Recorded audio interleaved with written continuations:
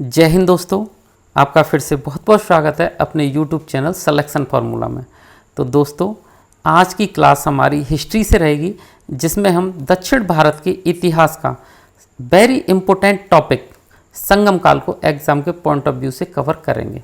साथियों, इसी वीडियो के अंतर्गत हम संगम कालीन जो राजवंश हैं चेर, चोल, पांड्य, उनकी भी चर्चा करेंगे तथा तमिल साहित्य या संगम कालीन साहित्य जो कि एग्ज़ाम की दृष्टि से बहुत इम्पोर्टेंट है, उसको भी क्लियर करेंगे। तो दोस्तों, देर ना करते हुए अपने वीडियो को शुरू करते हैं और सबसे पहले देखते हैं कि संगम काल किसे कहते हैं। साथियों, जैसा कि आप स्क्रीन पर देख पा रहे हैं, आज के वीडियो में हम दक्षिण भारत का इतिहास देखेंगे। साथियों, इससे पहले मैं उत्तर भारत के इतिहास के महत्वपूर्ण बिंदुओं को, महत्वपूर्ण टॉपिकों को आपके लिए कवर करा चुका हूँ। अगर आपने वो वीडियोस ना देखे हों तो आप चैनल पर जाके प्लेलिस्ट में उनको देख सकते हैं। ठीक है साथियों, तो सबसे पहले समझते हैं हम आज का टॉपिक है जो हमारा संगम काल। कि संगम काल का समय क्या है।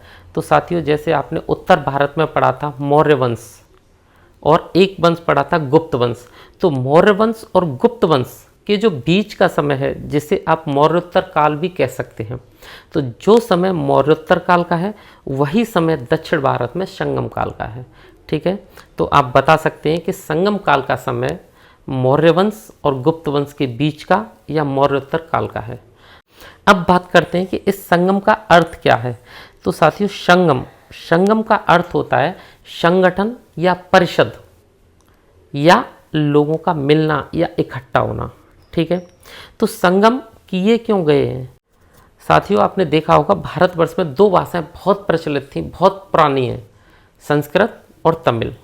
तो तमिल भाषी जो विद्वान हैं वो इकट्ठे हुए अपने तमिल साहित्य का संकलन करने के लिए, या आप ये कह सकते हैं कि तमिल विद्वान जिसमें कवि भी थे, लेखक भी थे, और अपने तमिल साहित्य की रचना के लिए इकट्ठे हुए, उसी को हम क्या कहते हैं, संगम कहते हैं। ठीक है, और ये जो संगम काल है ये हमें तीन राजवंशों के बारे में बहुत अच्छी जानकारी देता है, चेर, चोल, पांड्य।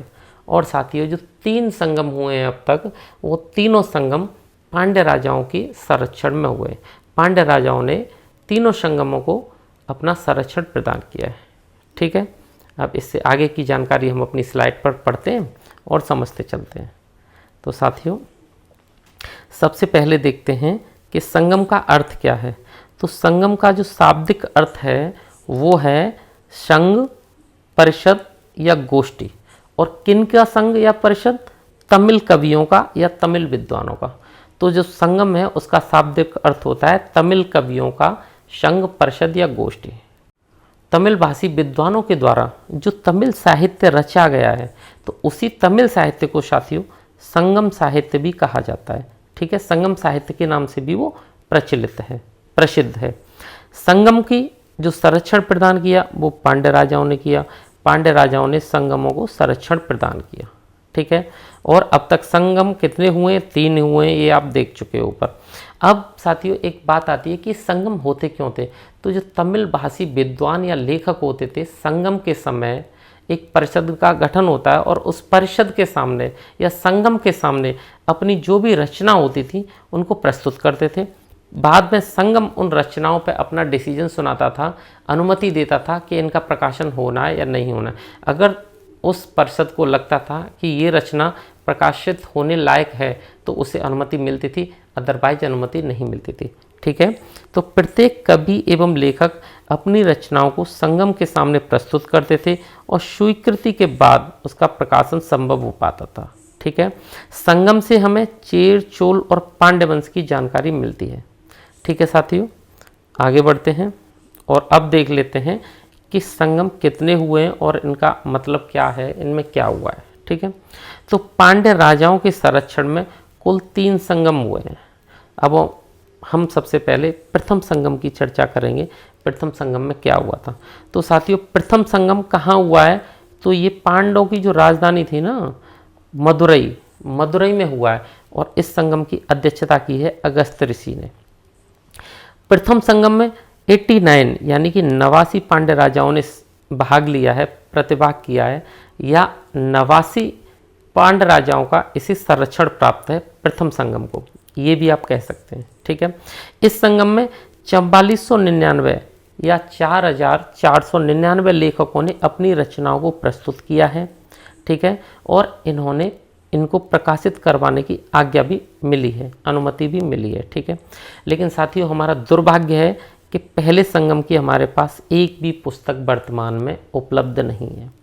किसी दुर्घटना के कारण या समय के कारण सारा उस समय का जो साहित्य है वो खत्म हो चुका है, कुछ भी उपलब्ध नहीं है। अब एक फैक्ट आपको याद रखना है कि अगस्त ऋषि और उनका सहयोगी कौंडिन्य ब्राह्मण, ये दो ऐसे व्यक्ति हैं जो वैदिक सभ्यता को सबसे पहले दक्षिण भारत तक लेकर जाते हैं, जो वैदिक संस्कृति या वैदिक सभ्यता को सर्वप्रथम दक्षिण भारत में ले जाने का इनको श्रेय जाता है। किसका? वैदिक संस्कृति को, ये वैदिक संस्कृति को वहाँ पहुँचाते हैं। ठीक है साथियों, जल्दी से इसे रिपीट करते हैं। पांड्य राजाओं ने कुल कितने संगम करवाए? तो 3 संगम करवाए थे। पहला संगम कहाँ हुआ? पांड्यों की राजधानी मदुरई में हुआ, अध्यक्षता की अगस्त ऋषि ने। ठीक है साथियों, पहले संगम में 89 पांड्य राजाओं ने इनको संरक्षण दिया संगम को, और 4499 लेखकों ने अपनी रचनाएं संगम के सामने रखी और उनको प्रकाशित करवाने की अनुमति भी मिली। लेकिन दुर्भाग्य है कि इस संगम की एक भी पुस्तक या कोई भी साहित्य इस संगम का मौजूद नहीं है। ठीक है, अगस्त ऋषि और उनके सहयोगी कौंडिन्य ब्राह्मण ये सबसे पहले वैदिक संस्कृति को दक्षिण भारत तक लेकर गए। ठीक है साथियों, आगे बढ़ते हैं, अब द्वितीय संगम को जान लेते हैं। द्वितीय संगम, तो साथियों मैं आपको द्वितीय संगम के बारे में बता दूं। पहला संगम भी बहुत लंबे समय तक चला था, ये संगम कोई 1-2 दिन के नहीं होते थे, बहुत लंबे समय तक चलते थे। तो दूसरा संगम भी बहुत लंबे समय तक चला। जब पहला संगम मदुरई में हुआ था साथियों, ये भी कह सकते हैं आप दक्षिणी मदुरई में हुआ था, तो उस समय बारिश बहुत ज़्यादा हुई थी। कुछ ऐसी परिस्थितियाँ आई थी कि जो पहला संगम हुआ था वो स्थान जलमग्न हो गया था, पूरा डूब गया था। तो दूसरे संगम के लिए एक ऊंचे स्थान यानी कि पहाड़ी नुमा चोटी नुमा स्थान को, थोड़ा सा ऊंचाई के स्थान को चुना गया, स्थान का नाम कपाटपुरम रखा गया। ठीक है, तो वो कहाँ था? वो भी मदुरई के निकट ही था वो स्थान, लेकिन थोड़ा ऊंचाई पर था। द्वितीय संगम जहाँ हुआ था। ठीक है, तो द्वितीय संगम कपाटपुरम में आयोजित किया गया और इस संगम की अध्यक्षता भी अगस्त ऋषि ने की। साथियों अगस्त ऋषि दूसरे संगम में भी पहुँचे, लेकिन उनकी उम्र बहुत ज़्यादा हो चुकी थी और वो बहुत ही पीड़ा से, दर्द से, बीमारी से भी गुजर रहे थे। तो दूसरी बार भी उनको ही अध्यक्ष बनाया गया, लेकिन अगस्त ऋषि ने बाद में विद्वान लोगों के एक समूह को इकट्ठा किया वहीं से और उनको बताया अपनी तबीयत के बारे में, और ये भी बताया कि यहाँ एक ऐसा व्यक्ति चुना जाना चाहिए जो थोड़ा एक्टिव हो, सही हो, स्वस्थ हो।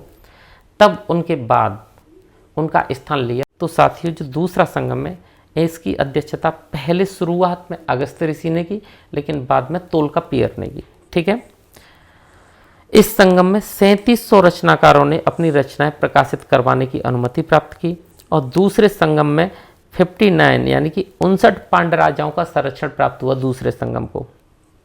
यह संगम अत्यधिक लंबी अवधि तक चला। इस संगम में संकलित तमिल साहित्य में व्याकरण ग्रंथ तोल्काप्पियम ही एकमात्र शेष है।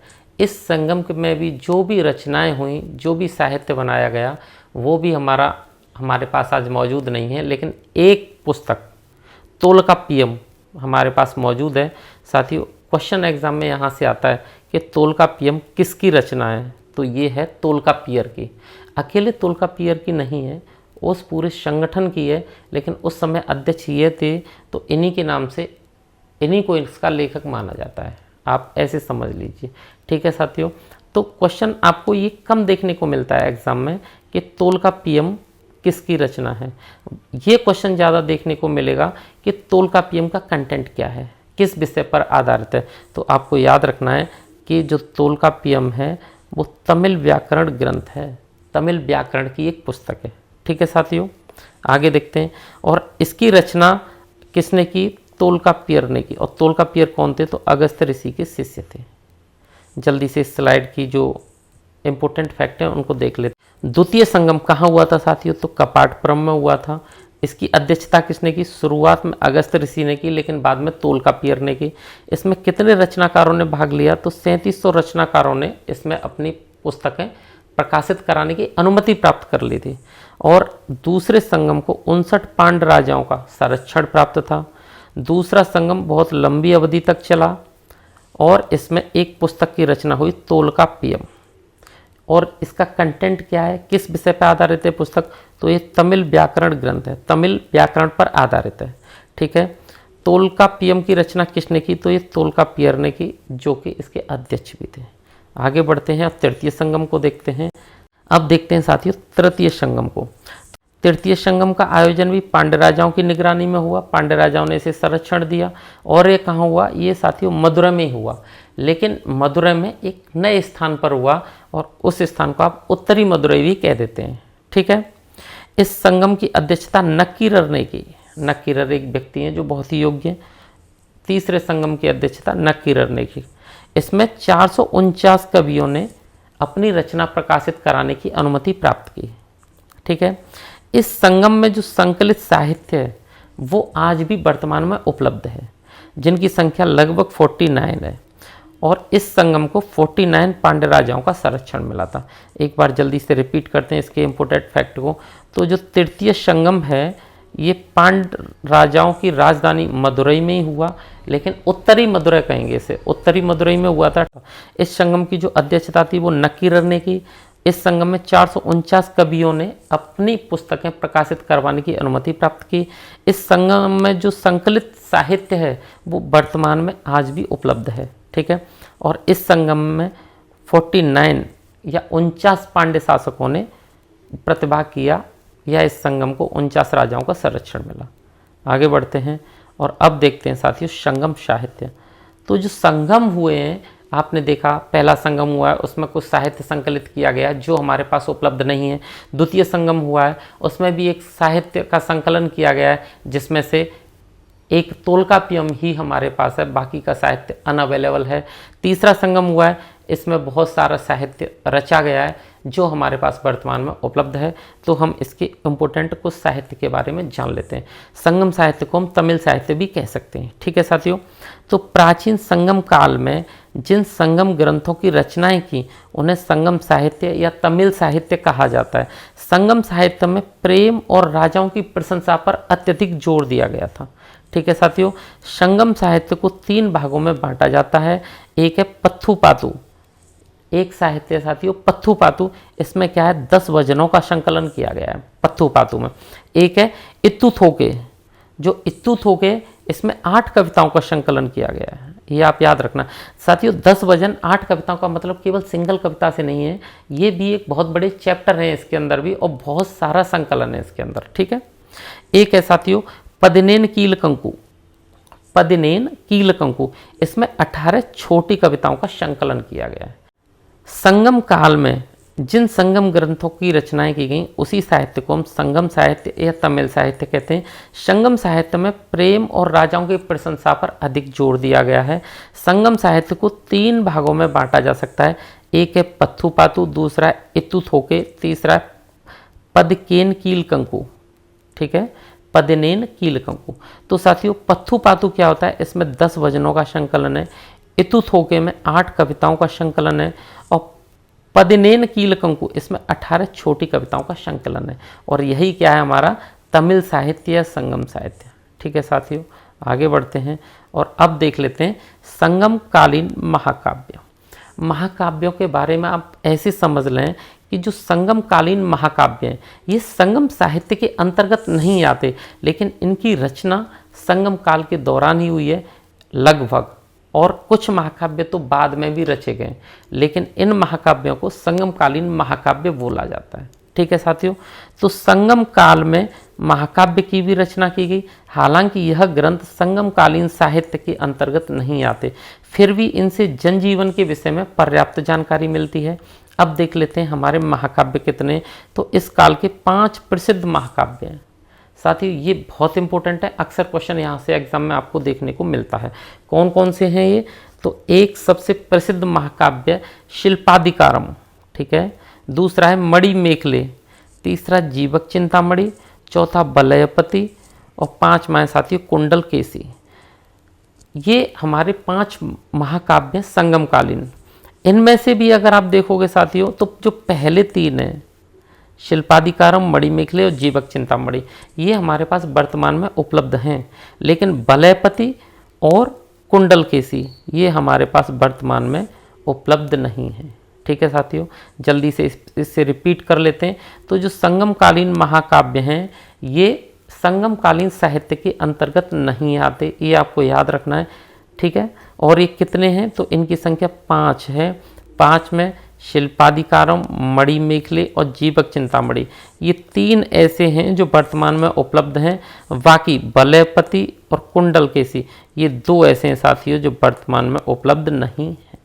ठीक है, अब हम आगे चल के एक एक करके जो पहले 3 हैं जो उपलब्ध हैं, जहाँ से क्वेश्चन आते हैं, उन महाकाव्य को देख लेते हैं। तो चलते हैं सबसे पहले महाकाव्य की ओर जो कि है शिल्पादिकारम।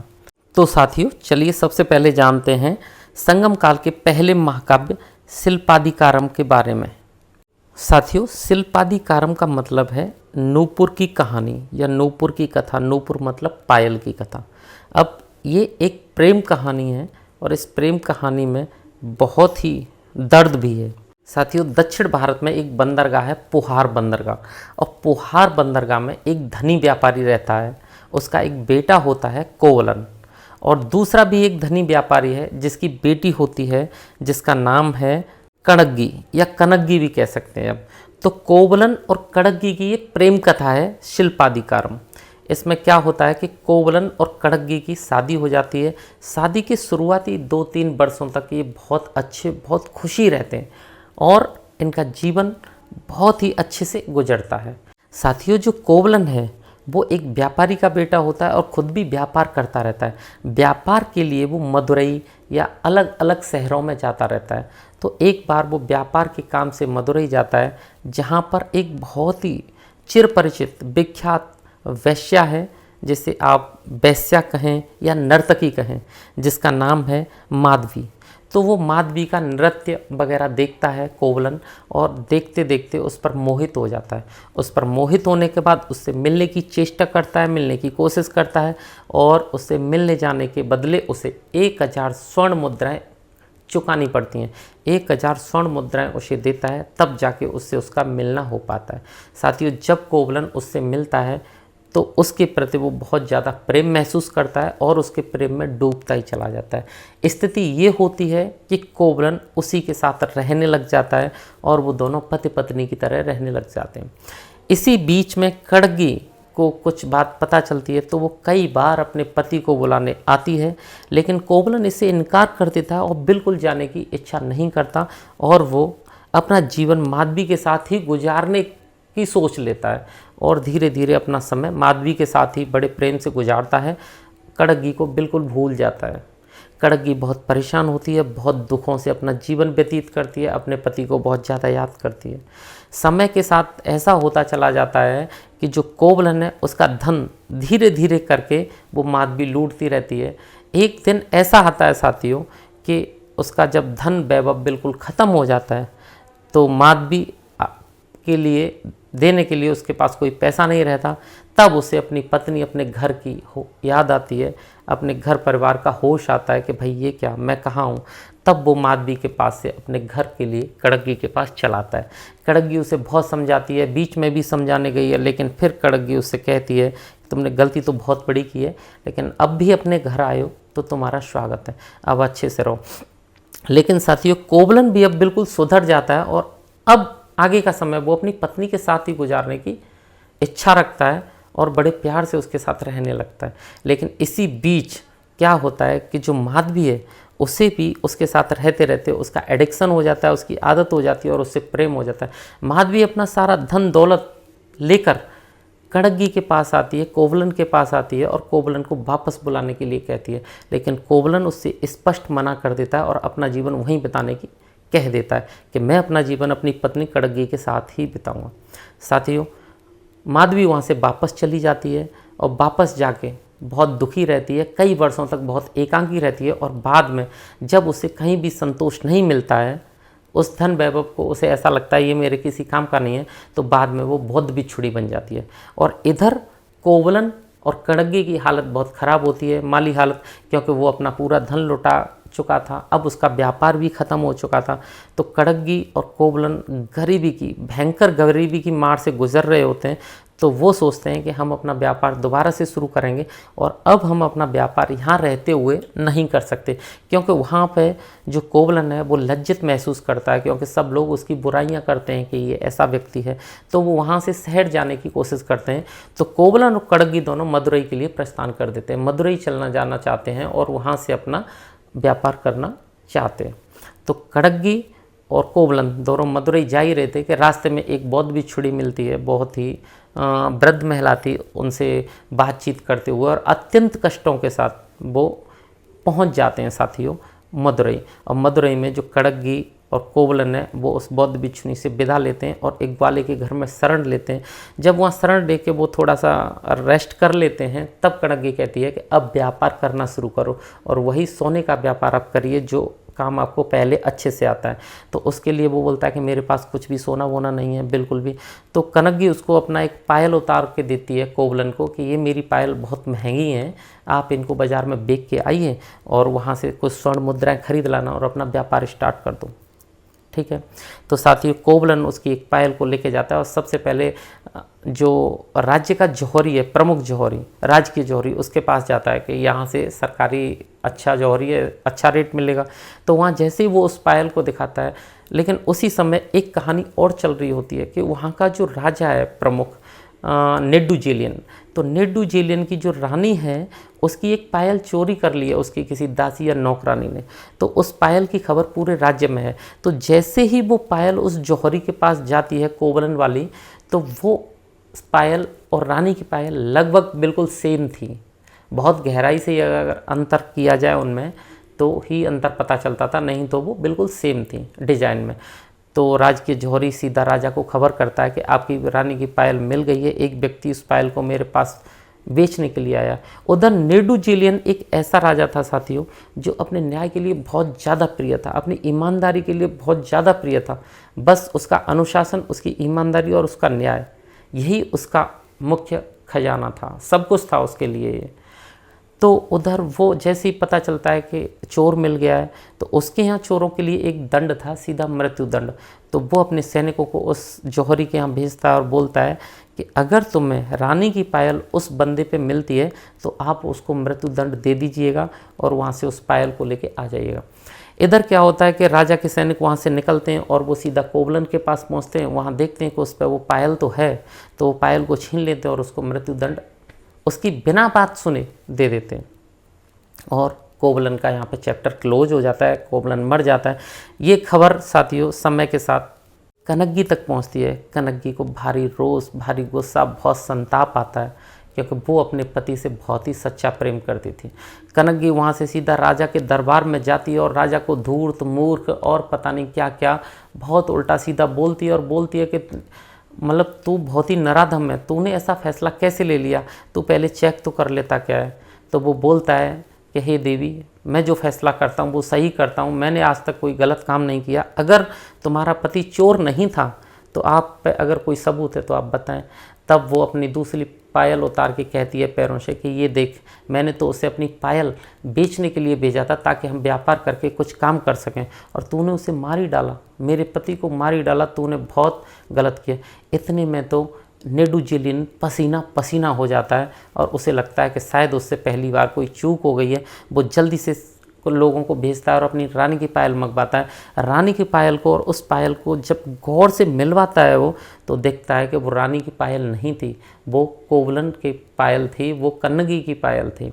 जब उसे इस बात का पता चलता है तो राजा भी इतना अपने उसूलों का पक्का था कि कनग्गी के सामने ही सुसाइड कर लेता है, आत्महत्या कर लेता है, और यहाँ नेडुजेलियन भी समाप्त हो जाता है। लेकिन कनग्गी को अभी भी उसका गुस्सा शांत नहीं होता है और वो वहीं की वहीं बोलती है कि इस राज्य में हे प्रभु, हे भगवान, अगर मैं सच्ची हूँ और सच्ची पतिव्रता हूँ तो इस राज्य में बालक बालिकाओं को, ब्राह्मणों को और पतिव्रता स्त्रियों को छोड़कर सभी के सभी अभी जल के नष्ट हो जाएं।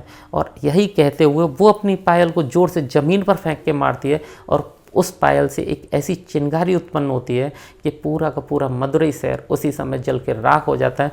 और उसी समय से साथियों कुछ समय बाद से ही कनग्गी को वहाँ देवी के रूप में पूजा जाता है और कनग्गी को मीनाक्षी देवी का ही अवतार माना जाता है। ये थी साथियों कनग्गी और कोवलन की कहानी। अब हम अपनी स्लाइड की ओर देखते हैं। तो संगमकालीन महाकाव्य में शिल्पादिकारम महाकाव्य अत्यधिक महत्व रखता है। इस महाकाव्य को किसने लिखा है? तो इलंगो आदिगल ने लिखा है। ये इलंगो आदिगल कौन था साथियों? अभी आप दक्षिण का एक महान राजा के बारे में पढ़ेंगे, सेन गुटवन। तो उस सेन गुटवन का एक भाई था जो कि इस महाकाव्य का रचनाकार है, इलंगो आदिगल। ठीक है, यह जो पूरा महाकाव्य है महिला प्रधान है। महिला प्रधान का मतलब है ये कनंगी के आसपास इर्द गिर्द ही घूमता रहता है पूरा महाकाव्य। यह महाकाव्य एक प्रेम कथा पर आधारित है। इसका नायक कोवलन है तथा नायिका कनग्गी है। यह महाकाव्य का नायक कोवलन अपनी पत्नी कनग्गी की उपेक्षा करके माधवी नामक एक वेश्या से प्रेम करता है। इस पुस्तक को नूपुर की कथा या कहानी भी कहते हैं और साथ ही पूरी कहानी मैं आपको सुना चुका हूँ। ठीक है दोस्तों, अब बढ़ते हैं संगमकालीन जो महाकाव्य दूसरे महाकाव्य की ओर साथियों। और दूसरा महाकाव्य हमारा मणिमेखलम। तो साथियों हमारा दूसरा महाकाव्य मणिमेखले। अब ये मणिमेखले कौन है साथियों? अभी मैंने आपको एक कहानी सुनाई कोवलन और कनग्गी की कहानी। तो जब कोवलन अपनी पत्नी की उपेक्षा करके एक वेश्या के साथ रह रहा होता है, माधवी के साथ रह रहा होता है, तो कोवलन और माधवी की भी एक संतान होती है जो बहुत ही ज़्यादा सुंदर होती है, जिसका नाम है मणिमेखले। तो आप यूँ समझिए कि इस कहानी को जैसे हमारे बॉलीवुड में मूवी आती है ना, धूम 1, धूम 2, धूम 3, ऐसे ही ये मणिमेखले जो शिल्पादिकारम है उसका अगला भाग है, अगला अंश है। ठीक है साथियों, आप इसे ऐसे समझ सकते हैं कि इस महाकाव्य की रचना एक व्यक्ति है जिसका नाम है शीतले सतनार। क्या नाम है साथियों? शीतले सतनार। इसके द्वारा की गई। और ये व्यक्ति कौन है? तो ये एक बौद्ध व्यापारी है। कौन है?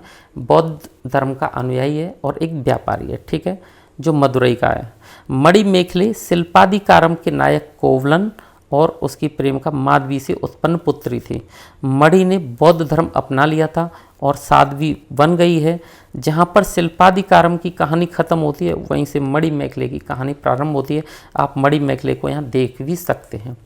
तो साथियों मैं आपको लगे हाथ मणिमेखले की भी कहानी सुना देता हूँ।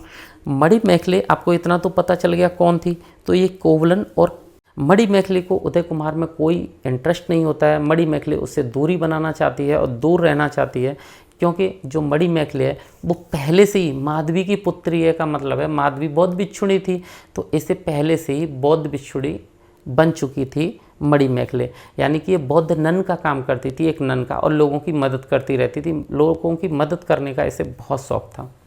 ठीक है साथियों, तो इधर राजकुमार जो उदय कुमार है वो मणिमेखले को पाना चाहता है, उधर मणिमेखले इससे दूर जाना चाहती है, लेकिन राजकुमार बार बार इसके पास जाता है, बार बार इसके पास जाता है। तो एक स्थिति ऐसी आ जाती है कि मणिमेखले को भी थोड़ा सा अटैचमेंट उससे हो जाता है। जब मणिमेखले को जब उससे अटैचमेंट हो जाता है और अपनी माँ के बारे में पता चलता है कि उनको भी प्यार में धोखा मिला था और इसे पता चलता है कि प्यार का अंजाम क्या है, तो फाइनली ये उदय कुमार से दूर ही हटना चाहती है, भले ही उसके पास आ चुकी है।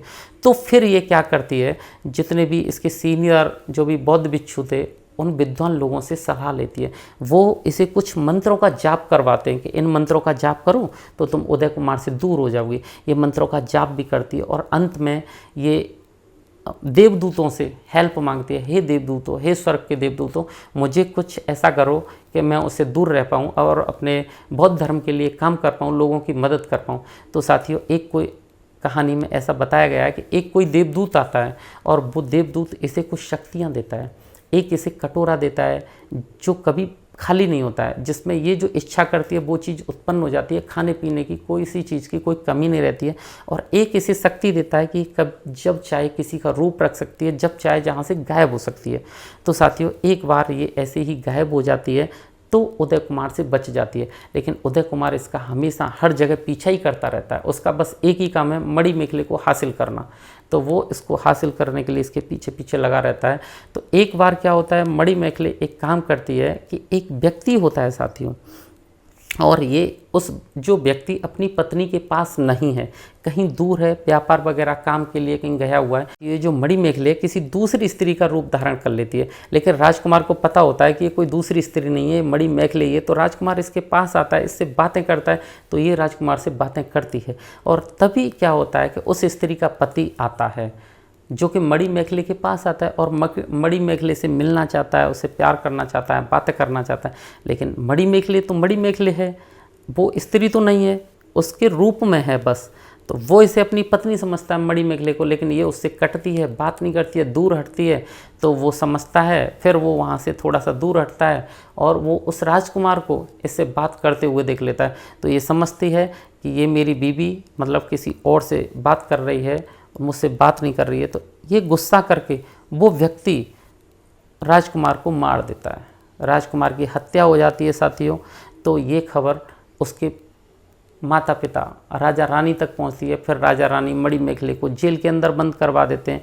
लेकिन ये मणिमेखले अपने जादू के कटोरे से और कुछ जादुई शक्तियों से वहाँ से गायब हो जाती है। धीरे धीरे ये क्या करती है, उस जेल को भी बौद्ध धर्म की एक धर्मशाला बना देती है और वहाँ सभी लोगों को ज्ञान बांटती है। इवन ये बताया गया है स्टोरी में कि लास्ट में जो राजा रानी होते हैं उनको भी बौद्ध धर्म की शिक्षा देती है मणिमेखले। तो साथियों ये थी मणिमेखले की कहानी। हालांकि मणिमेखले भी राजकुमार उदय कुमार को चाहती थी, लेकिन इस जीवन में इन दोनों का मिलन नहीं हो पाया था। ठीक है साथियों, तो जल्दी से इसके फैक्ट रिपीट कर लेते हैं। तो जो मणिमेखले महाकाव्य है ये किसने लिखा है, ये यहाँ से क्वेश्चन बनता है। शीतली सतनार इसके लेखक हैं, जो कौन थे, एक बौद्ध व्यापारी थे। ठीक है, और मणिमेखले कौन थी, तो ये कोवलन और माधवी से उत्पन्न पुत्री थी। ठीक है साथियों, मणिमेखले अंत में भी कौन बन के रह जाती है, तो एक साध्वी बन के रह जाती है। शिल्पाधिकारम जहाँ से ख़त्म होती है वहीं से मणिमेखले शुरू होती है। ये आप यहाँ फोटो में देख सकते हैं मणिमेखले कैसे जनता की सेवा कर रही है। आगे बढ़ते हैं और अब है साथियों अगला महाकाव्य संगमकालीन जीवक चिंतामणि। अब जीवक चिंतामणि के बारे में मैं बता देता हूँ। इस महाकाव्य का जो लेखक है वो जैन धर्म का अनुयायी है और उसका नाम है तिरुक्तदेवर। क्या नाम है साथियों, तिरुक्तदेवर। तो जो तिरुक्तदेवर है वो एक जैन मतानुयायी है और बहुत ही नॉलेजेबल बंदा है, उसे बहुत ही ज्ञान है जैन धर्म का। ठीक है, और एक व्यक्ति होता है जो राजकुमार है जीवक, जो एक चोल राजकुमार है। तो जीवक पहले से ही तिरुक्तदेवर को जानता है। तो जीवक और तिरुक्तदेवर के बारे में बात हो रही होती है कि तिरुक्तदेवर बताते हैं कि मोक्ष ऐसे प्राप्त होता है, ज्ञान की प्राप्ति ऐसे होती है।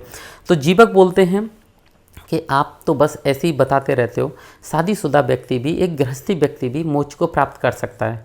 तिरुक्तदेवर बोलते हैं भाई कैसे, तो बोलते हैं ठीक है मेरी शादी होने तो मैं आपको बताऊंगा कि कैसे होता है। तो तिरुक्तदेवर कहते हैं ठीक है जल्दी से शादी करो, फिर जब नॉलेज मिल जाए जो अपना अनुभव हो मुझसे बताना। तो उधर जीवक की शादी हो जाती है, पहली शादी। तो शादी होने के बाद क्या होता है कि वो अपना अनुभव करते हैं और अनुभव करने के कुछ समय बाद जो भी अनुभव होता है, साल 2 साल बाद शादी के, तिरुक्तदेवर फिर उनसे मुलाकात करते हैं और बोलते हैं बताओ भाई अनुभव कैसा रहा, कैसा मोक्ष मिल रहा है। तो जीवक बोलते हैं नहीं भाई इस बार तो मैं फेल रहा, अच्छा अनुभव मेरा नहीं रहा, इस प्रकार से मोक्ष प्राप्त नहीं किया जा सकता। लेकिन ऐसा नहीं है, मैं अपनी बात पर कायम हूँ, मोक्ष तो प्राप्त किया जा सकता है। तो तिरुक्तदेवर ने कहा कि भाई एक और शादी कर लो, क्या दिक्कत है, फिर बताना। तो राजकुमार चोल कहते हैं ठीक है। राजकुमार जो जीवक हैं वो कहते हैं कि ठीक है मैं एक और कर लेता हूँ। तो जीवक एक शादी और कर लेते हैं। फिर उनसे 1-2 साल बाद तिरुक्तदेवर मिलते हैं और पूछते हैं बताओ भाई अब एक्सपीरियंस बताओ, मोक्ष मिल सकता है क्या। बंदा यही बोलता है कि मैं अपनी बात पर कायम तो हूँ, हो सकता है लेकिन इस बार भी मेरे साथ कोई ट्रेजेडी हो गई, इस बार तो मैं नहीं कह सकता कि मिल सकता है, लेकिन मिलेगा ज़रूर, आप गलत बताते हो। इस ऐसे ही जीवक फिर अगली शादी करते हैं, लेकिन उनका एक्सपीरियंस फिर ऐसा ही रहता है। ऐसे ही 4वीं 5वीं 6वीं 7वीं 8वीं जीवक 8 शादी करते हैं, 8 शादी। और 8 शादी के बाद भी रिजल्ट रहता है वही जो कि पहले था। फिर तिरुक्तदेवर मिलते हैं उनसे और बोलते हैं कि भाई अब बताओ कैसा एक्सपीरियंस है। तो वो कुछ नहीं बता पाते हैं, अपना मुंह तक नहीं खोल पाते हैं और फिर वो उन्हीं के साथ संन्यास ग्रहण करके चले जाते हैं। तो इसमें बस महाकाव्य में यही बताया गया है कि जीवक 8 शादियां करते हैं और शादियों के बारे में इस महाकाव्य में बहुत ज़्यादा बताया गया है, इसलिए इसे विवाह ग्रंथ भी कहा जाता है। ठीक है साथियों, अब अपनी स्लाइड पर देख लेते हैं। इस महाकाव्य का नायक कौन है, जीवक राजकुमार चोल है। जीवक चोल एक राजकुमार है। ठीक है, ऐसा माना जाता है कि जीवक कुल 8 विवाह करता है और बाद में जैन धर्म का सन्यासी बन जाता है। जीवक चिंतामणि 8 विवाहों के वर्णन के कारण इस ग्रंथ को विवाह ग्रंथ भी कहा जाता है। ठीक है साथियों, जल्दी से रिपीट करते हैं।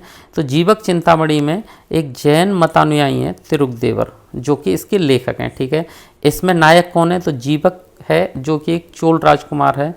ऐसा माना जाता है कि जीवक ने कुल 8 शादियाँ की हैं और जैन धर्म अपना लिया है बाद में, 8 पत्नियों को छोड़कर, घर गृहस्थ को छोड़कर। ठीक है, जीवक चिंतामणि में 8 विवाहों का वर्णन है, इसीलिए इस ग्रंथ को विवाह ग्रंथ भी कहा जाता है। ठीक है साथियों, तो ये हमने संगमकालीन तीनों महाकाव्य पढ़ लिए। अब आगे अब हम देखते हैं कि कौन कौन से राजवंश यहाँ राज्य करते थे इस समय पर। ठीक है, तो राजवंशों की ओर चलते हैं और सबसे पहले देखते हैं चेर वंश, चेरा डायनेस्टी। यह दक्षिण भारत का प्राचीनतम वंश है। दक्षिण भारत का सबसे प्राचीनतम वंश है, जो आपको, जहाँ मेरा पेन चल रहा है, इस जगह पे देखने को मिलता है। ठीक है साथियों, तमिल साहित्य में सर्वाधिक उल्लेख चेर वंश का ही देखने को मिलता है। और साथियों, ये इतना पुराना है कि ऐत्रेय ब्राह्मण, महाभारत, इस दोनों में चेर वंश की उल्लेख मिलता है आपको। ठीक है, तमिल साहित्य एवं अभिलेखों में जो चेर वंश है ना, इनको केरल पुत्र या केरल पुत्र कहा गया है। चेर राज्य आधुनिक कोंकण, मालाबार तटीय क्षेत्र, उत्तरी त्रावणकोर और कोची तक विस्तृत था। ठीक है साथियों, जल्दी से इसे रिपीट करते हैं। जो दक्षिण भारत का है प्राचीनतम वंश, वो है चेर वंश। ठीक है, तमिल साहित्य में चेर वंश का सर्वाधिक उल्लेख मिलता है। ऐत्रेय ब्राह्मण और महाभारत में भी चेर वंश का उल्लेख मिलता है। तमिल साहित्य में जितने भी अभिलेख हैं, तमिल साहित्य में और अभिलेखों में, चेर वंश को क्या कहा जाता है? केरल पुत्र। ठीक है, चेर वंश कहाँ से कहाँ तक फैला है? तो आधुनिक कोंकण, मालाबार तटीय, उत्तरी त्रावणकोर और कोची तक चेर वंश विस्तृत है। और चेर वंश की बात करें साथियों कि इनका पताका, झंडा कैसा है, इनका एम्बलम क्या है, चिन्ह क्या है? तो ये आपको चेर का धनुष तीर, ये इनका चिन्ह है। ठीक है, आगे बढ़ते हैं और अब देख लेते हैं कि चेर वंश में कौन कौन से प्रमुख शासक हुए हैं। तो साथियों, सबसे पहला शासक है उदयनजेरल। उदयनजेरल इनका प्रथम राजा था। उदयनजेरल चेर शासकों का प्रथम राजा था और ये फेमस है किसके लिए? एक विशाल पाकशाला, यानी कि एक बहुत बड़ी किचन बनवाई थी इसने। ये किचन बनवाने के लिए फेमस है उदयनजेरल। ठीक है, ऐसा माना जाता है कि उदयनजेरल ने महाभारत के योद्धाओं को, जो महाभारत में जिन योद्धाओं ने भाग लिया था, उनको भोज कराया था, उनको खाना खिलाया था। ठीक है, और उदयनजेरल ने अधिराज की उपाधि धारण की थी। अधिराज का मतलब होता है ऐसा शासक जो अपने समकालीन शासक को हराए, उस पर राज करे। ठीक है, चेर वंश का प्रतीक क्या है साथियों? धनुष है, तीर धनुष। जल्दी से इसे रिपीट कर लेते हैं एक बार। तो प्रसिद्ध शासक है चेर वंश का उदयनजेरल, और उदयनजेरल प्रथम राजा था इनका। इसने विशाल पाकशाला बनवाई, बहुत बड़ा किचन बनवाया, और इसने महाभारत के जो योद्धा थे, महाभारत के जो वीर थे, उनको भोजन कराया। इसने अधिराज की उपाधि ग्रहण की, और जो चेर वंश है, इनका जो चिन्ह है वो है धनुष। इनका प्रतीक क्या है? धनुष। ठीक है साथियों, आगे बढ़ते हैं। अब इनका दूसरा शासक देख लेते हैं। इनका दूसरा शासक है नेदुन या नेडुंजेरल। नेडुंजेरल एक प्रतापी शासक था। इसने अधिराज, ये 2 उपाधियां इसने धारण की थी। ठीक है साथियों, और इसने यवन व्यापारियों को बंदी बना लिया था। यवन व्यापारी थे, वो भारत में ही आके भारत के व्यापारियों को परेशान करते थे, और भारत के व्यापारी अगर यवन जाते थे तो उनको परेशान करते थे। तो जब ये बात इस नेडुंजेरल को पता चली, तो इन्होंने उनको बुलाया और कहा, भाई आप ऐसा क्यों करते हो? तब साथियों उन्होंने इससे अकड़ के कहा, करते हैं तो क्या, और पता नहीं क्या उल्टी सीधी उन्होंने बातें की। तो इन्होंने क्या किया, नेडुंजेरल ने सारे ग्रीक व्यापारियों को पकड़ के जेल में बंद करवा दिया। इवन जो जहाज हमारे इंडिया के नीचे से गुजर रहा था, जो कि इंडिया से ट्रेड भी नहीं कर रहे थे, लेकिन पता चला वो ग्रीक व्यापारी, उनको भी पकड़ के जेल में बंद करवा दिया। फिर क्या हुआ, उनको छोड़ने के लिए जब काफ़ी समय में ग्रीक से लोग आए, पता चला, तो इसने बहुत बड़ा धन वसूला था उनसे। ठीक है, तो उनको मुक्त करने के लिए इसने बड़ी मात्रा में धन वसूला था। अब देख लेते हैं सेनगुटवन के बारे में। चेर राज शासकों में जो सेनगुटवन है, ये सबसे प्रसिद्ध शासक था चेरकुटवन, और इसे लालचेर या भलाचेर के नाम से भी जाना जाता है। जो चेरों की राजधानी थी वो थी बांजी करूर। ठीक है, बांजी या बांजी करूर। और इन्हीं के साल में पत्नी पूजा शुरू हुई, इन्हीं के काल में, और कणग्गी पूजा, वही कणग्गी कोवलन वाली, उनकी पूजा भी इन्हीं के समय से शुरू हुई, सेनगुटवन के समय से। जल्दी से एक बार रिपीट कर लेते हैं। तो साथियों, जो नेडुंचेरल है ये भी एक प्रतापी शासक है। इसने दो दो उपाधियाँ अधिराज और यमवरनम की उपाधि धारण की, और इसने क्या किया, यवन व्यापारियों को बंदी बना लिया और उन्हें मुक्त करने के लिए बड़ी मात्रा में धन वसूला। अब बात करते हैं सेनगुटवन के बारे में। तो चेर शासकों में जो सेनगुटवन है ये सबसे प्रसिद्ध शासक है। इसे लालचेर या भलाचेर भी कहते हैं। जो चेरों की राजधानी है वो वांजी करूर है, ठीक है। और सेनगुटवन के समय से ही पत्नी पूजा और कणगी पूजा प्रारंभ हुई थी। आगे बढ़ते हैं साथियों, और अब देखते हैं चोल राज्य को, चोल राजवंश। अब चोल राजवंश आप यहाँ देख सकते हैं और इनका एम्बलम भी देख सकते हैं, क्या है, बाघ है, ठीक है। तो संगम काल के जो तीनों राज्य थे इनमें चोल राज्य सर्वाधिक शक्तिशाली राज्य था, ठीक है साथियों। यह राज्य पेन्नार तथा वेल्लारू नदियों के मध्य स्थित था। चोल राज्य चोल मंडल या कोरोमंडल के नाम से भी जाना जाता है। और चोल राज्य का जो राजधानी कह लो या मुख्य केंद्र वो है उरैयूर। चोल शासकों का जो राजकीय चिन्ह है वो बाघ था। अब देखते हैं इसका प्रमुख शासक कौन था। तो एलारा। माना जाता है कि एलारा नाम का जो राजा था, चोल राजा, उसने श्रीलंका पर विजय प्राप्त कर ली थी और लगभग 50 वर्षों तक शासन किया था। इस स्लाइड को जल्दी से रिपीट करते हैं साथियों। संगम काल में जो सबसे शक्तिशाली राज्य था वो था चोल राज्य, ठीक है। और ये कहाँ था, पेन्नार और बेल्लारू नदियों के बीच था। चोल राज्य को हम चोलोमंडल या कोरोमंडल के नाम से भी जानते हैं। इनका जो मुख्य केंद्र था वो उरैयूर था और राजकीय चिन्ह बाघ था। प्रमुख शासक है एलारा, और एलारा इतना शक्तिशाली था कि उसने श्रीलंका पर अधिकार कर लिया और लगभग 50 वर्षों तक शासन किया। और चोला आप यहाँ देख ही सकते हैं, ठीक है साथियों। आगे बढ़ते हैं। अब देखते हैं करिकाल। करिकाल साथियों, जैसा नाम से भी पता चल रहा है, करिकाल, ठीक है। संगम कालीन चोल शासकों में करिकाल सबसे प्रतापी शासक था। इसका काल लगभग 190 ईस्वी माना जाता है। करिकाल का शाब्दिक अर्थ होता है जले हुए पैरों वाला। किसी कारण से इसके पैर जल गए थे, ठीक। ब्राह्मण मत का अनुयायी था, ब्राह्मण धर्म का अनुयायी था। उसने इस धर्म को राजकीय संरक्षण प्रदान किया, ठीक है। करिकाल ने पोहार का मतलब है कावेरी पत्तनम शहर की स्थापना की तथा कावेरी नदी के किनारे 160 किलोमीटर लंबा बांध बनवाया। अष्टाध्यायी में चोल वंश का उल्लेख मिलता है। साथियों, मैं आपको फिर से रिपीट करा देता हूँ, जो करिकाल है ना, ये पूरे साउथ के जितने भी राजा हुए हैं, चेर चोल पांड्य, इन सब में सबसे शक्तिशाली, सबसे प्रतापी राजा है, ठीक है। और करिकाल का मतलब होता है जले हुए पैरों वाला। साथियों, ये इतना बढ़िया था, इतना प्रतापी था कि श्रीलंका से 10,000 दासों को पकड़ लाया था और 160 किलोमीटर लंबा बांध बनवाया था इसने, ठीक है। बहुत ही ज़्यादा प्रतापी था। तो संगम कालीन जितने भी चोल शासक हुए हैं उनमें करिकाल सबसे प्रतापी शासक था। 190 ईस्वी इसका समय माना जाता है। करिकाल का अर्थ होता है जले हुए पैरों वाला। ये ब्राह्मण मतानुयायी था और इसने ब्राह्मण धर्म को राजकीय संरक्षण भी प्रदान किया। करिकाल ने पुहार या कावेरी पत्तनम नामक शहर की स्थापना की और कावेरी नदी पर 160 किलोमीटर लंबा बांध बनवाया।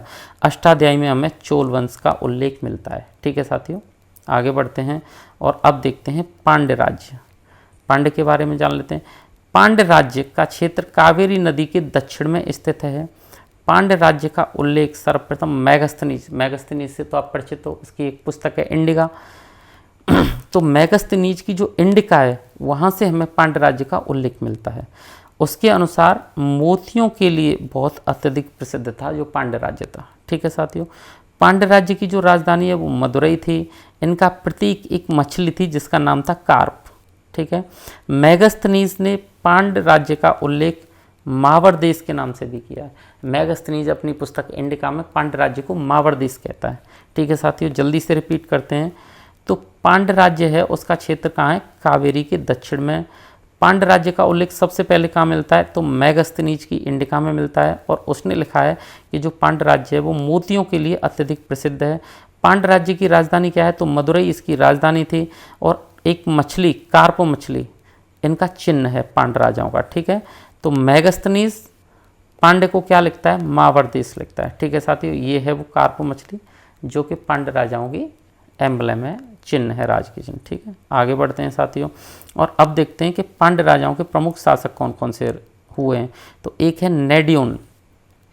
संगम ग्रंथों के अनुसार जो नेडियोन है वो प्रथम पांड्य शासक था। प्रथम पहला, ठीक है साथियों। इसने समुद्र पूजा प्रारंभ की थी, यही आपको इसके बारे में याद रखना है। दूसरा है नेडुजेलियन, पांड्य शासकों में प्रथम शक्तिशाली और महत्वपूर्ण शासक नेडुजेलियन था। नेडुजेलियन ने वैदिक धर्म का प्रोत्साहन किया और बहुत सी यज्ञ करवाए। संगम ग्रंथों के अनुसार इसने रोमन सम्राट आगस्टक के दरबार में अपना दूत भेजा था। जल्दी से रिपीट करते हैं, जो नेडियोन है इसके बारे में आपको एक चीज़ याद रखनी है कि इसने समुद्र पूजा शुरू करवाई थी।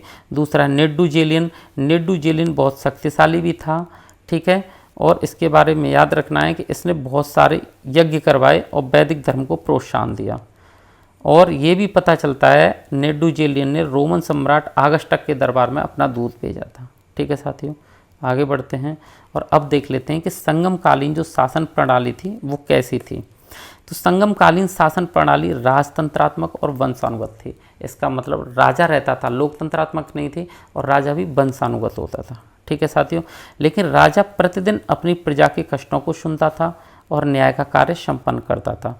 इस काल के शासक ब्राह्मण धर्म के मतानुयायी थे। उन्होंने ब्राह्मणों को हमेशा सर्वोच्च अधिकार दिए और अच्छी सुविधाएं प्रदान की। इस काल के जो शासक होते थे संगम काल के, वो युद्ध प्रेमी होते थे और चक्रवर्ती सम्राट बनने की इच्छा रखते थे। राजा की निरंकुशता ना हो जाए, उस पर अंकुश लगाने के लिए कई समितियां होती थीं, जैसे मंत्री, पुरोहित, सेनानायक, राजदूत और गुप्तचर, ठीक है साथियों। जल्दी से रिपीट करते हैं इस स्लाइड को। जो संगमकालीन शासन प्रणाली थी वो राजतंत्रात्मक और वंशानुगत थी। राजा प्रजा के कष्टों को प्रतिदिन सुनता था। शासक ब्राह्मण धर्म के अनुयायी थे। संगमकालीन जो शासक थे ब्राह्मण धर्म के अनुयायी थे, ठीक है। उन्होंने ब्राह्मणों को हमेशा सर्वोच्च पदों पर रखा। इस काल के जो शासक थे वो युद्ध प्रेमी होते थे और चक्रवर्ती सम्राट बनने की इच्छा रखते थे। राजा निरंकुश ना हो जाए इसलिए कई सारी समितियां थीं, मंत्री, पुरोहित, सेनानायक, राजदूत और गुप्तचर, ठीक है साथियों। आगे बढ़ते हैं और अब देख लेते हैं सैनिक व्यवस्था के बारे में। इनकी सैनिक व्यवस्था कैसी थी। तो ये तो आपको पता ही है कि राजा युद्ध प्रेमी होते थे और शासकों के पास पेशेवर सैनिक होते थे। जब युद्ध प्रेमी होते थे तो बढ़िया कुशल सेना रखते थे अपने पास। सेना को रथ, हस्ती, दल, घुड़सवार और पैदल सेना में विभाजित किया गया होता था। शहीद हुए सैनिकों की मूर्तियां बनाई जाती थीं जिनमें उनका नाम और उपलब्धियां अंकित होती थीं। चोलों तथा पांड्यों के शासनकाल में नागरिक और सैनिक पदों पर वेल्लाल अर्थात धनी किसान होते थे। राजा अपने निवास स्थान की सुरक्षा के लिए सशस्त्र महिलाओं को भी तैनात करते थे। जल्दी से रिपीट करते हैं। तो सैनिक व्यवस्था यानी राजा युद्ध प्रेमी होते थे, पेशेवर सैनिक रखते थे। सेना रथ, हस्ती, दल, घुड़सवार और पैदल ये सेना की टुकड़ियाँ होती थीं, ठीक है साथियों। शहीद हुए सैनिकों की मूर्तियाँ बनती थीं। चोल और पांड्यों के शासनकाल में नागरिक और सैनिक पदों पर वेल्लाल यानी कि धनी किसान होते थे, ठीक है। राजा अपने निवास की अगर सुरक्षा करवाते हैं तो सशस्त्र महिलाओं को तैनात रखते थे। आगे देखते हैं, अब देख लेते हैं व्यापार के बारे में। तो साथियों जितना आपने देखा है कि व्यापार के मामले में तो बहुत ही अच्छा था। संगम काल के समय पर हमारे भारत की अर्थव्यवस्था बहुत अच्छी थी, ठीक है। संगम काल में व्यापार वाणिज्य अच्छी अवस्था में था। रोमन साम्राज्य के साथ व्यापार होता था। अरिकामेडू यानी कि पांडिचेरी से रोमन सिक्के मिलते हैं। प्रमुख बंदरगाह कौन कौन से थे व्यापार के लिए? तोंडी, मुसिरी, उरैयूर, बंदर, अरिकामेडू, पुहार और सालियोर, ये हमारे प्रमुख बंदरगाह थे। अब बात आती है साथियों इन बंदरगाहों से हम क्या एक्सपोर्ट करते थे, क्या इंपोर्ट करते थे। तो इंपोर्ट करेंगे सारी शौक वाली चीज़ें। भारत के लोग जब पैसे वाले थे, यहाँ की आर्थिक स्थिति अच्छी थी, व्यापार बहुत अच्छा था, पैसे वाले थे, तो शौकीन चीज़ें लेते थे, जैसे सोना शौक के लिए, चांदी शौक के लिए, जवाहरात, घोड़े, शराब और कांच, इन चीज़ों का इंपोर्ट होता था, मंगाते थे शौक के लिए अपने लिए, ठीक है। और निर्यात क्या करते थे? ऐसी चीज़ जो भारत में उस समय ज़्यादा होती थी, जैसे सूती वस्त्र, भारतीय मसाले, लकड़ी, कछुए और नील, ये भारत में बहुत ज़्यादा होते थे, तो इनका हम क्या करते थे? एक्सपोर्ट करते थे। ये स्लाइड साथियों बहुत इंपॉर्टेंट है, इसे जल्दी से रिपीट कर लेते हैं। संगम काल में व्यापार वाणिज्य कैसा था? तो अच्छी अवस्था में था। रोमन साम्राज्य के साथ हमारा व्यापार सर्वाधिक होता था। अरिकामेडू और पांडिचेरी, यहाँ से हमें रोमन सिक्के भी मिलते हैं। प्रमुख बंदरगाह की बात करें तो तोंडी, मुसिरी, उरैयूर, बंदर, अरिकामेडू, पुहार और सालियोर, ये हमारे प्रमुख बंदरगाह थे व्यापार जहाँ से होता था, ठीक है। और व्यापार में हम क्या मंगाते थे, क्या इंपोर्ट कराते थे, तो सोना, चांदी, जवाहरात, घोड़े, शराब और कांच, ये हम इंपोर्ट कराते थे, मंगाते थे। और एक्सपोर्ट क्या करते थे, तो सूती वस्त्र, भारतीय मसाले, लकड़ी, कछुए, नील, ये चीज़ें हम एक्सपोर्ट किया करते थे, ठीक है साथियों। आगे बढ़ते हैं। अब देख लेते हैं इस स्लाइड मतलब इस क्लास का अंतिम टॉपिक, संगमकालीन धार्मिक व्यवस्था, कि उस समय हमारे जो भारत है, दक्षिण भारत में, वहाँ धार्मिक स्थिति कैसी थी। तो संगम काल में मुख्य रूप से 3 धार्मिक मत थे, एक ब्राह्मण मत, बौद्ध मत और जैन मत। अब जैन मत और बौद्ध मत के बारे में आपको जानकारी मिल ही जाती है कि ये थे कि नहीं थे। तो साथियों, मणिमेखले और शिल्पादिकारम ये हमें बौद्ध के बारे में बताती हैं कि उस समय बौद्ध धर्म का बहुत बड़ा वो था। और जीवक वाली जो कहानी है वो हमें जैन के बारे में बताती है, तो हमें साक्ष्य तो मिल ही जाते हैं, ठीक है। इस काल तक दक्षिण भारत में वैदिक यज्ञ की शुरुआत हो चुकी थी। दक्षिण भारत के प्रमुख देवता थे मुरुगन, आप इन्हें याद रखना। दक्षिण भारत के सबसे प्रमुख देवता उस समय कौन थे, तो मुरुगन थे। इनका ही नाम है सुब्रमण्यम। मुरुगन का प्रतीक मुर्गा अर्थात कुक्कुट है। मुरुगन की उपासना में किए जाने वाले नृत्य को बेल नाडल कहा जाता है, ठीक है साथियों। जल्दी से इसे रिपीट कर लेते हैं। तो संगम काल में 3 धार्मिक मत थे, एक ब्राह्मण मत, बौद्ध मत और जैन मत। इस काल तक दक्षिण भारत में वैदिक यज्ञ की शुरुआत हो चुकी थी। दक्षिण भारत के जो प्रमुख देवता थे वो मुरुगन थे और इन्हीं का दूसरा नाम सुब्रमण्यम है। मुरुगन का प्रतीक मुर्गा है। मुरुगन की उपासना में जो नृत्य किया जाता था उसे बेलनाडल कहा जाता था, ठीक है साथियों। तो दोस्तों, आज के इस वीडियो में आपने अच्छे से संगम काल को समझा है और उसके सारे ऐसे घटक जहाँ से एग्ज़ाम में क्वेश्चन बनते हैं उनको बहुत अच्छे से कवर किया गया है। तो दोस्तों, अगर आपको ये वीडियो अच्छी लगे तो चैनल को सब्सक्राइब करें, वीडियो को लाइक करें और शेयर करें। धन्यवाद साथियों।